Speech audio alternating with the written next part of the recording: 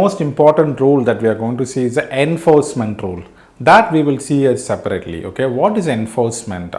If you are not going to follow or abide by the HIPAA, if these transactions are not being done in the ethical or in the legal manner, what are the penalties? If there's going to be a violation, what are the measures to correct it, or what are the measures when you willfully disobey such things? What are the penalties that the healthcare providers or the covered entities would have to bear in violation of the HIPAA law? Let's move on to COP. What is a COP? It's a COP. That means conditions of participation.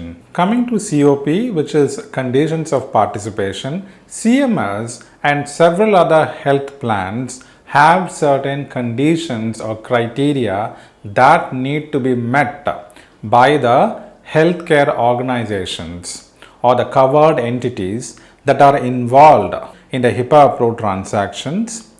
Why they'll have to abide by these COPs. If you want to have a payment, then you have to abide by these conditions. So this we call it as a conditions of participation. Why it is being done? So they are actually being designed to protect the safety and welfare of the patient and for rendering a quality care to the patients. The quality healthcare delivery is the actual reason behind the conditions of participation.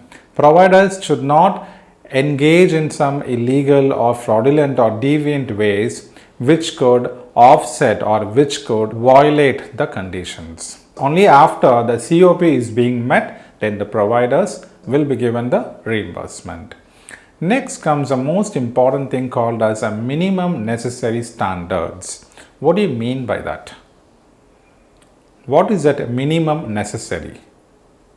Okay, the word itself tells you need to provide only the health information that is actually needed. Take for instance, you are a medical coder.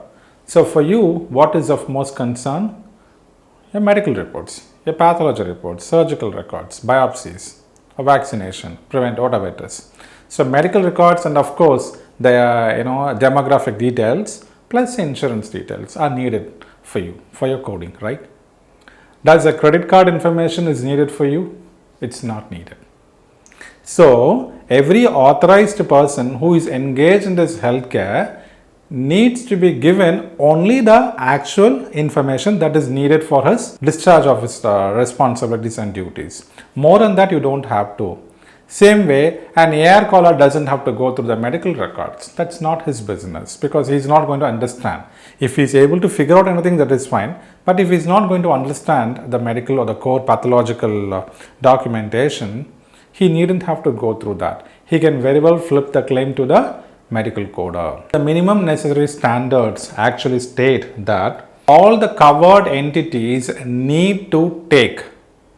All the covered entities should take reasonable steps to limit the use and disclosure of PHI to accomplish the intended purpose. Because as you know, we are dealing with the protected health information. All the covered entities should take reasonable steps to limit the use of the PHI. Whoever actually requires it should have.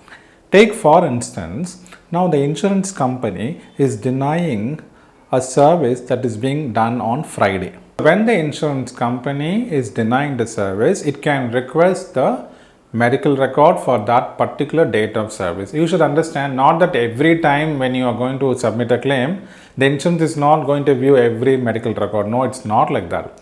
But ethically and legally, you have to maintain the adequate medical records before submitting. But insurance is not going to every time review the claim or a medical record and then give you the payment. Sometimes the insurance will request some medical records. Say the service being done on Friday. In that case, insurance will have to request only the medical record on Friday, or as a coder or analyst, you will have to send the claim only or the medical record only for date of service which is being done on Friday.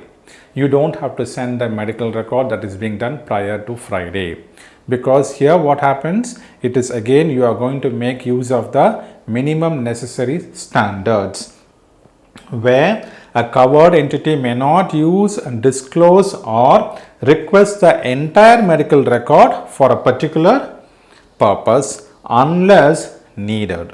That is the minimum necessary standards. So what you are going to do is like preserve the integrity and of course the security of the protected health information. Whatever is needed, that alone. In case the insurance company is not convinced, you can send the pathology reports or any other ancillary documents for the service that are being done on that particular day. You don't have to send the entire records to the insurance company. That should be understood.